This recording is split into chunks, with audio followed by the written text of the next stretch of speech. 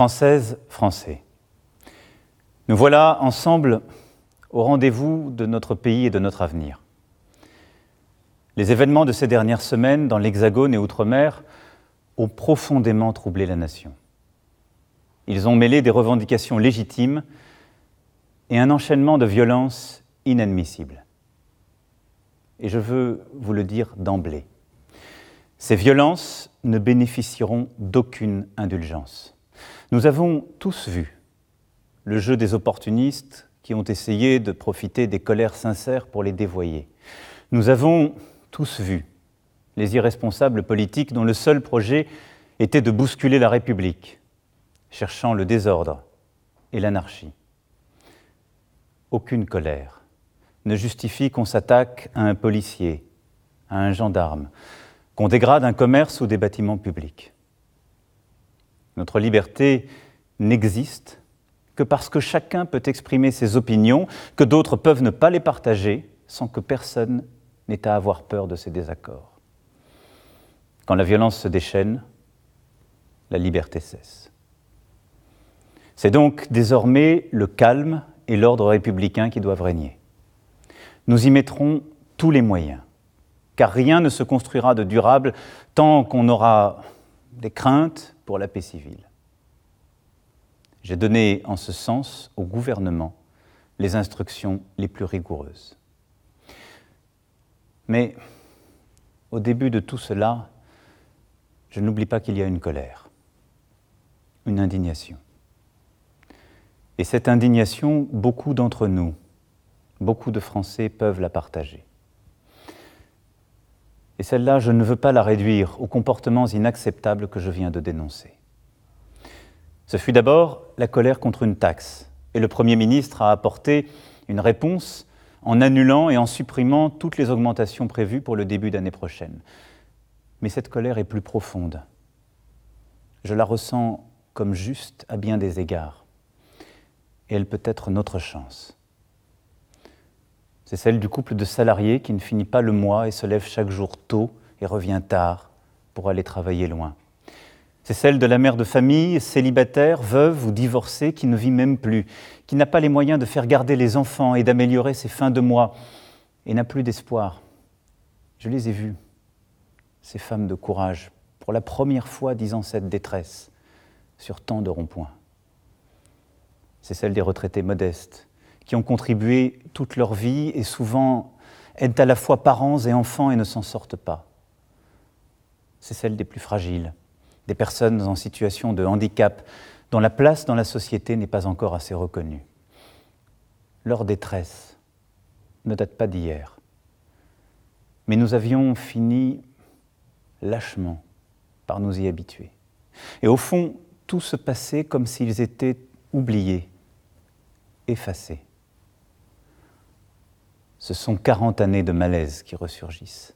Malaise des travailleurs qui ne s'y retrouvent plus, malaise des territoires, villages comme quartiers, où on voit les services publics se réduire et le cadre de vie disparaître, malaise démocratique, où se développe le sentiment de ne pas être entendu, malaise face au changement de notre société, à une laïcité bousculée et devant des modes de vie qui créent des barrières, de la distance.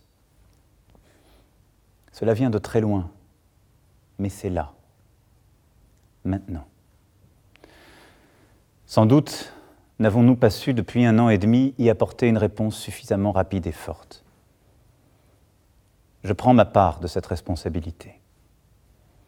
Il a pu m'arriver de vous donner le sentiment que ce n'était pas mon souci, que j'avais d'autres priorités. Je sais aussi qu'il m'est arrivé de blesser certains d'entre vous par mes propos. Je veux ce soir être très clair avec vous. Si je me suis battu pour bousculer le système politique en place, les habitudes, les hypocrisies, c'est précisément parce que je crois plus que tout dans notre pays et que je l'aime. Et ma légitimité, je ne la tire d'aucun titre, d'aucun parti, d'aucune coterie, je ne la tire que de vous, de nul autre. Nombre d'autres pays traversent ce mal-vivre qui est le nôtre. Mais je crois profondément que nous pouvons trouver une voie pour en sortir tous ensemble. Je le veux pour la France, parce que c'est notre vocation, au travers de l'histoire, d'ouvrir ainsi des chemins. jamais exploré pour nous-mêmes et pour le monde. Je le veux pour nous tous, Français, parce qu'un peuple qui se divise à ce point, qui ne respecte plus ses lois et l'amitié qui doit l'unir, est un peuple qui court à sa perte. Je le veux aussi, parce que c'est en pressentant cette crise que je me suis présenté à votre suffrage pour réconcilier et entraîner, et que je n'ai pas oublié cet engagement et cette nécessité. C'est d'abord l'état d'urgence économique et sociale que je veux décréter aujourd'hui. Nous voulons bâtir une France du mérite, du travail, une France où nos enfants vivront mieux que nous. Cela ne peut se faire que par une meilleure école, des universités, de l'apprentissage et des formations qui apprennent aux plus jeunes et aux moins jeunes ce qu'il faut pour vivre libre et travailler. L'investissement dans la nation, dans l'école et la formation est inédit, et je le confirme. Nous voulons une France où l'on peut vivre dignement de son travail. Sur ce point, nous sommes allés trop lentement. Je veux intervenir vite et concrètement sur ce sujet. Je demande au gouvernement et au Parlement de faire le nécessaire afin qu'on puisse vivre mieux de son travail dès le début d'année prochaine. Le salaire d'un travailleur au SMIC augmentera de 100 € par mois dès 2019, sans qu'il en coûte 1 € de plus pour l'employeur. Je veux renouer avec une idée juste, que le surcroît de travail accepté constitue un surcroît de revenus. Les heures supplémentaires seront versées sans impôt ni charge dès 2019. Et je veux qu'une vraie amélioration soit tout de suite perceptible. C'est pourquoi je demanderai à tous les employeurs qui le peuvent de verser une prime de fin d'année à leurs employés. Et cette prime n'aura à acquitter ni impôt ni charge. Les retraités constituent une partie précieuse de notre nation. Pour ceux qui touchent moins de 2 000 € par mois, nous annulerons en 2019 la hausse de CSG subie cette année. L'effort qui leur a été demandé était trop important et il n'était pas juste. Dès demain, le Premier ministre présentera l'ensemble de ses décisions aux parlementaires. Mais nous ne devons pas nous arrêter là. J'ai besoin que nos grandes entreprises, nos concitoyens les plus fortunés, aident la nation à réussir. Je les réunirai et prendrai des décisions en ce sens dès cette semaine.